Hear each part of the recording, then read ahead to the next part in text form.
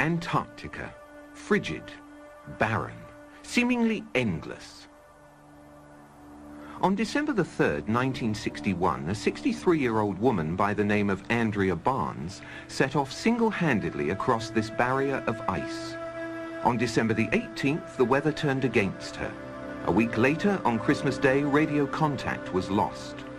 Miss Barnes was never seen again.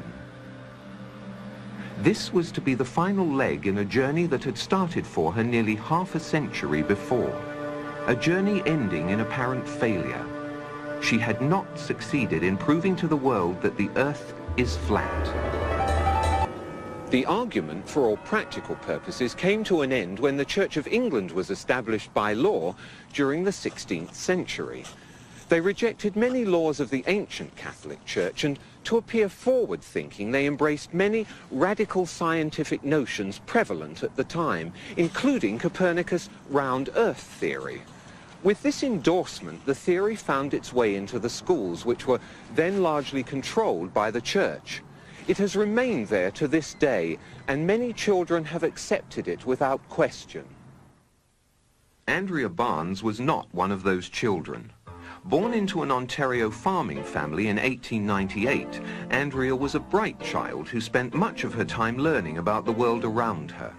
She was inquisitive and precocious, and much to her teacher's dismay, she fervently believed the global Earth concept was nonsensical and easily refuted. Many scientists agree with her and are amassing evidence to carry on her work.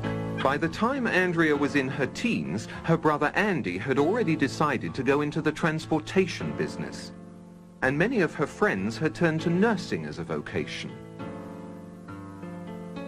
But Andrea devoted her time to exploring the world around her and to questioning. She was vehemently opposed to the use of globes in schools and formed a group to protest what she referred to as a load of old codswallop. They demonstrated in a manner they felt symbolic. But Andrea soon realized the only way people would listen was if she made a trip to the edge and brought back proof. And so, on her 16th birthday, she set off across the snowy deserts of Antarctica with little more than a borrowed pair of skis. However, like Marcella some 300 years earlier, she was unprepared for the harsh conditions and was soon forced to turn back. She tried to raise money for a larger expedition, but her cause was overshadowed by the outbreak of World War I, and it became more important to worry about maintaining one's stake in the world than arguing over its shape. In October of 1929, Andrea again tried to focus the world's attention on the controversy by proving the notion the Earth spins to be absolute nonsense. It was reasoned that if a dirigible was to go aloft in England and hold itself perfectly static, then by the accepted theory the Earth should rotate underneath it and New York should come into view some 4 or 5 hours later. In fact, England was never lost from view. The dirigible eventually ran low on fuel and had to land. Andrea insisted she had made her point. But New York wasn't paying attention that day. The stock market crash monopolized the headlines then and for some time to come. Andrea had again been upstaged.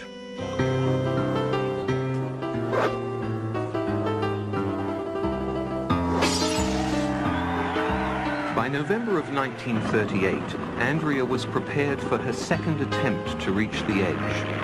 A consortium of financiers were providing her with a plane and a large enough crew to make a legitimate go of it. And so, once again, an optimistic Andrea found herself in Antarctica.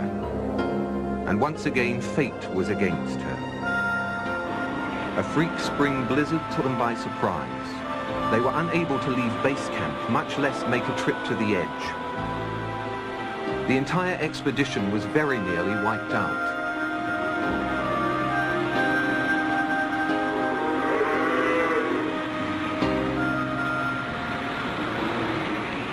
That was the last attempt Andrea made until 23 years later, when she set off alone by snowmobile in 1961. Until recently, that was the end of the story.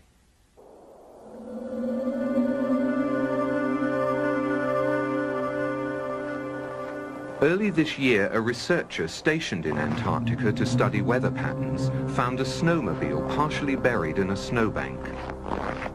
It had run out of fuel and there were no signs of Andrea anywhere. But he did find these, a camera and a note. The note says only, "I have been there. The debate finally comes to an end. Signed, Andrea B." It had survived the frozen elements for nearly 30 years. Unfortunately, the researcher inadvertently opened the camera, exposing the film inside. Any pictures were lost, and Miss Barnes' trip is still very much shrouded in mystery. There was no description of what she had seen or how far away it was. But if we are to believe the note, then Andrea Barnes was very likely the first person in history to visit the edge of the Earth.